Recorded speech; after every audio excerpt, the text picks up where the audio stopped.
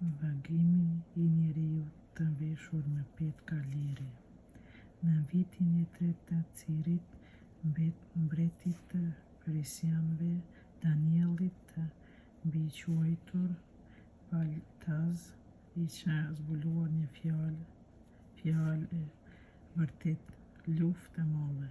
Ai mori vesh fjalën, kuptimi I që lën në vegim.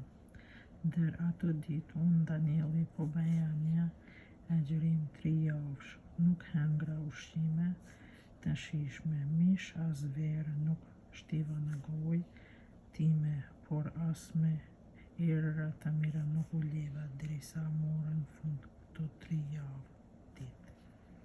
Të 24 ditë të muajit të parë ndosha në brigjet e lumit të madh Tigrit. I çova syt për të shikuar kur që pash një njeri të veshur me petka të linjta, të ngjeshur ishë me brez prej arit të afirit. Trupi I tij përngjante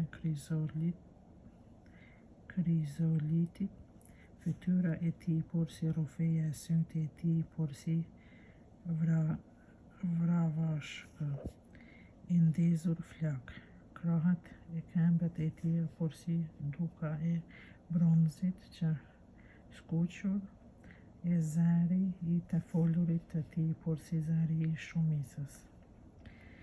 Vetëm unë Danieli e varoja këtë vegim, njerëzit që po ndolleshin me mua nuk e paën këtë vegim, por I po shtoj një tmerr I madh dhe ikën për t'u fshehur. Unë mbeta vetëm dhe po e vrojoja këtë pamje të mallërueshme. Pikë fuqie s'më mbet, deri edhe fryma mu zbe. U shëmtova e mbeta pa fuqi fare. E dëgjova zërin e fjalëve të tia, duke dëgjuar zërin e fjalëve të tia, u paka e rash, me fytyrë përlej, fytyra mu ngjesh përlej, kur që një dorë me preku e më ndreqi.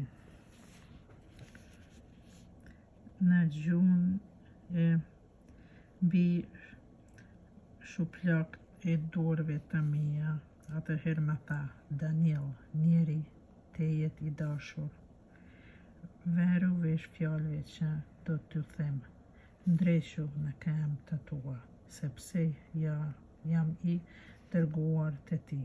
Kur mi tha këto fjalë, u ndreqa në këmbë, u drillsha.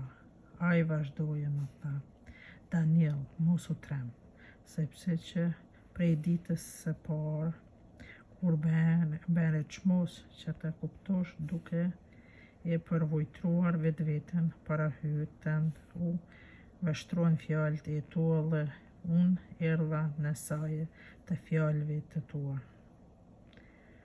Princi I mbretërisë persiane me kur ndëshkoi njerëzit e një ditë, por ja më erdhi në ndihmë Mikeli, njeri nga prisit e parë. Unë mbeta aty, pra në mbretërinë të Persianëve, por erdha të mësoj çfarë do të ndodhë popullit tënd në ditët e fundit, sepse është edhe një vegim për atë ditë.